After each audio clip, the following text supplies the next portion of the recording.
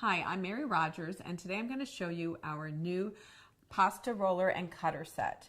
So in addition to having your stand mixer, there are lots of attachments that you can purchase to extend the use of your stand mixer, and one of them happens to be the pasta roller and cutter set.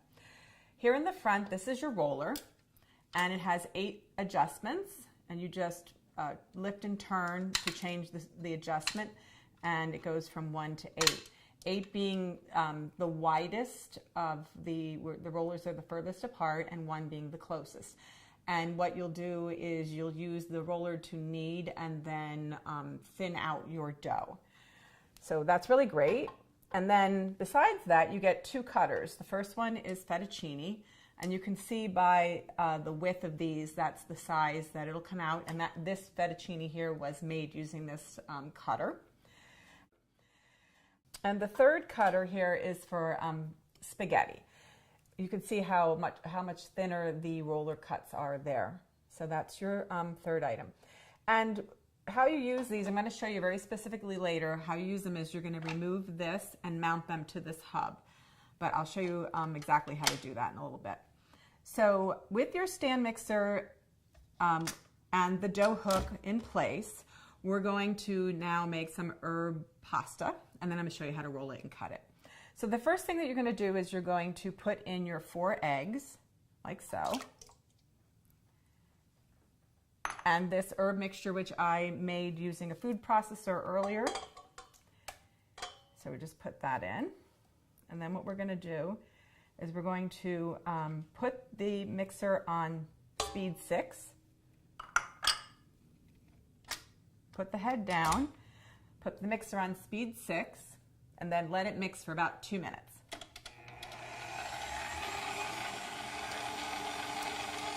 So we're going to turn the mixer off now. I'm going to lift the head, and then we're going to add our next 2 ingredients. The first being the 00 flour, which is a really fine flour. It's about 2½ cups. Just going to go this way. And then also the semolina flour. The 00 makes for a really tender pasta, and the semolina will give it a little bit of a bite. Just going to put these aside. Then what we're going to do is we're going to put the head down. We're going to put it on speed 6 again, and we're going to mix it for approximately 1 minute. So after a minute, you're going to turn it down to speed 4 and let it mix again. And you're going to let it mix on this speed for about 4 to 6 minutes. At about 5 minutes, we're going to come and check on it to see what the consistency is like. So in case you need to add more flour or you need to add more water. So like I mentioned, after about 5 minutes, I'm going to stop the mixer and check on the consistency of the dough. And I can tell just by looking at it here, it seems to be kind of wet.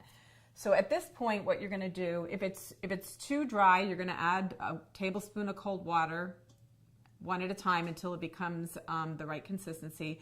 Or if it's too wet like this, you're going to add a little bit of flour and remix it until you get to the consistency that you want. So I'm going to start it back up and check on it again. So we're going to go back to speed 4. So I think the pasta's ready, so I'm going to turn the mixer off and I'm going to go on to the next step.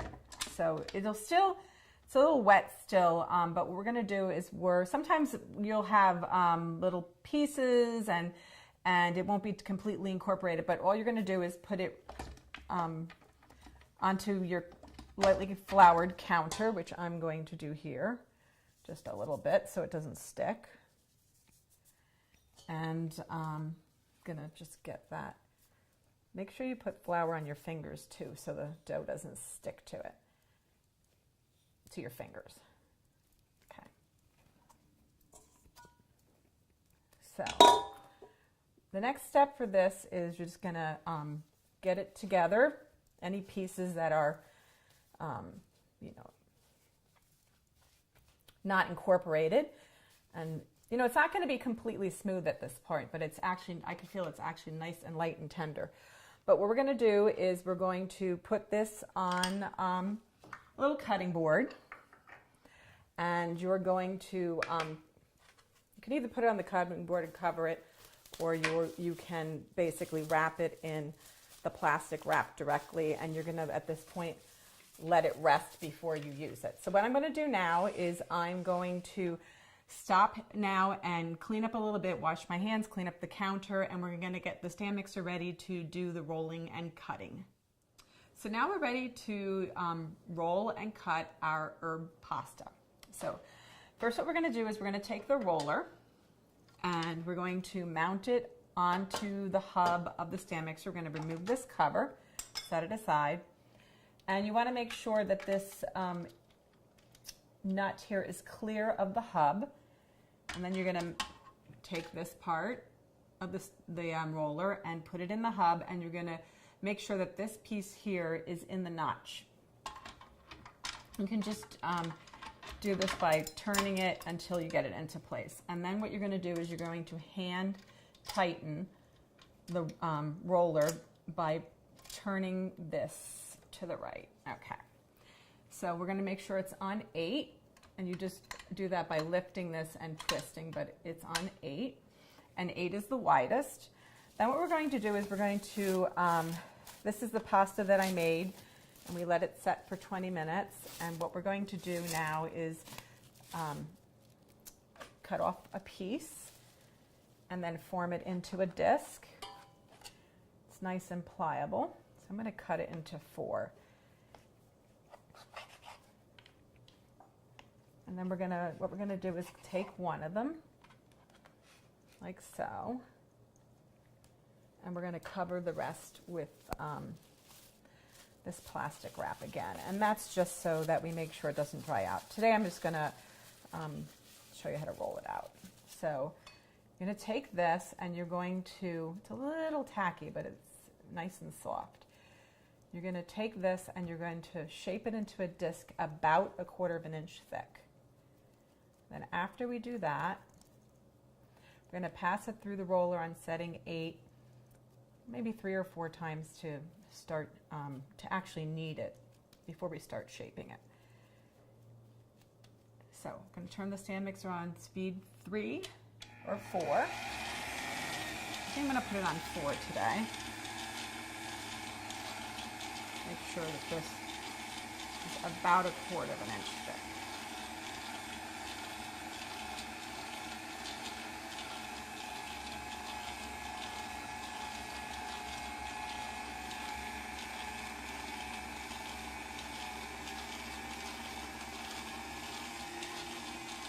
A little tacky, but what I'm going to do is just fold it up like so, and I'm going to pass it back through the roller a few more times. It feels a little damp, and I'm just going to keep my eye on it. If it starts sticking, I'm just going to dust it very lightly.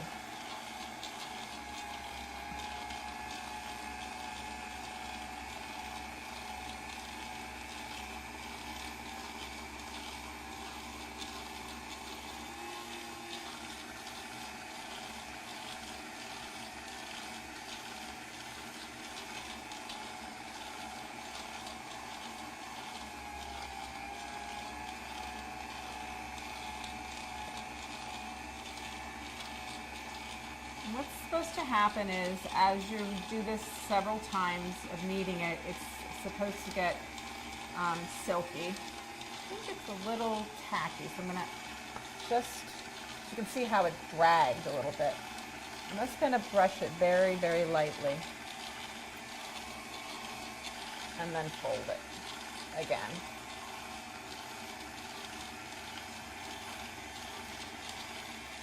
And this helps it also from, it's not going to stick because it's a little too moist. Let's just do that.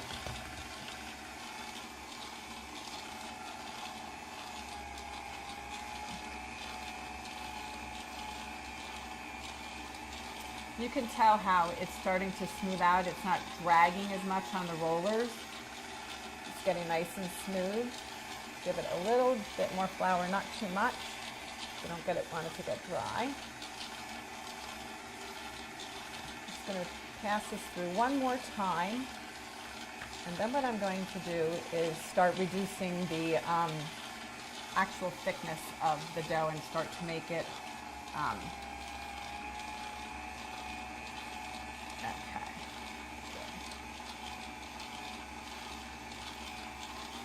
is a nice consistency. Just going to lay it down.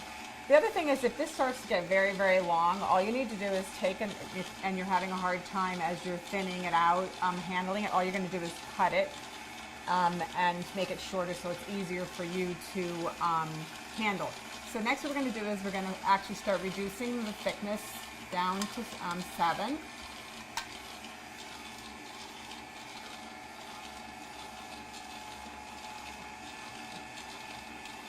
And you'll see what'll start happening. It'll start getting longer and longer.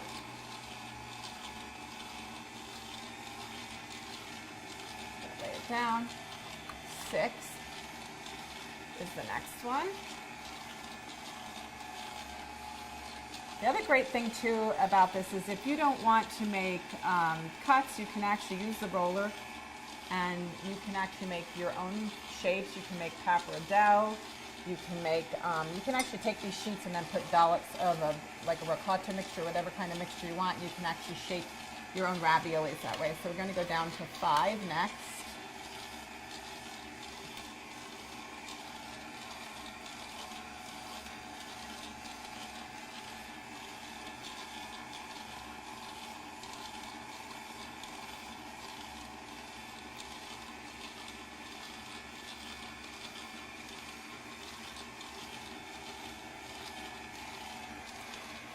Number 4.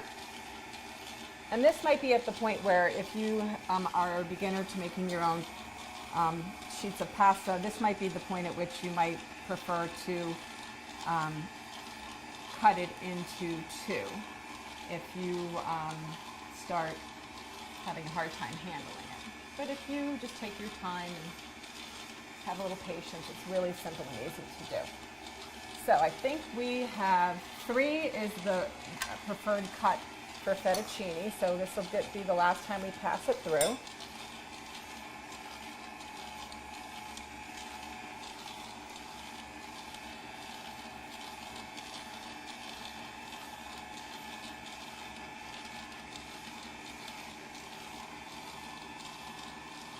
Should have probably held it the other way. So there you go. Nice, long, beautiful sheet of herb pasta. What we're going to do now is I'm going to stop the machine and I'm going to put on the fettuccine roller, which is really simple and easy to do. It's similar to the way that you mounted the roller. Just take the roller off and put the fettuccine roller on, cutter on, same way that you put the roller on. Turn this until it's tight. Okay, and obviously we're not going to put this enormous sheet of pasta in at one time. So, you know, I'm probably going to cut this in thirds for simplicity's sake. Just use any type of knife, just so it's easy to handle, and also so that they're, you know, similar in size, so that when you go to serve them up, it's easy to manage. The other thing that's great too is, like I said earlier, if you wanted to just hand cut ribbons like so, or lengthwise, it makes for a beautiful hand cut pasta. The other thing that you can do is you could put your dollops of cheese here and then take this and cover it up.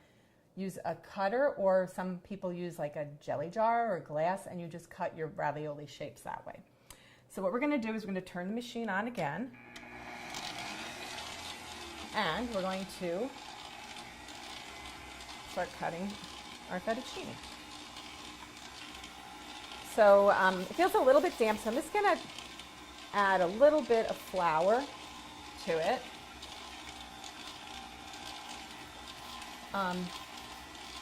This is a really fun thing to do with your kids too. I love the idea that you can, you know, make beautiful homemade pasta. It also tends to be very tender when you use the double O flour. So just stick it in the slot and it's going to start cutting your pasta.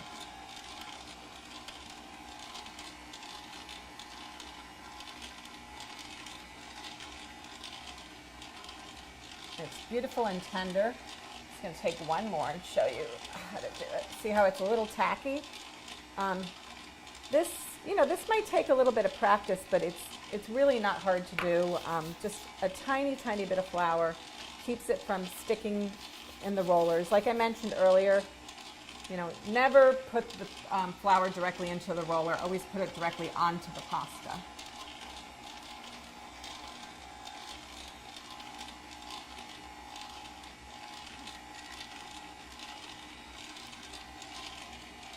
And you can see how really light and fluffy that is. And we're just going to take our last one here.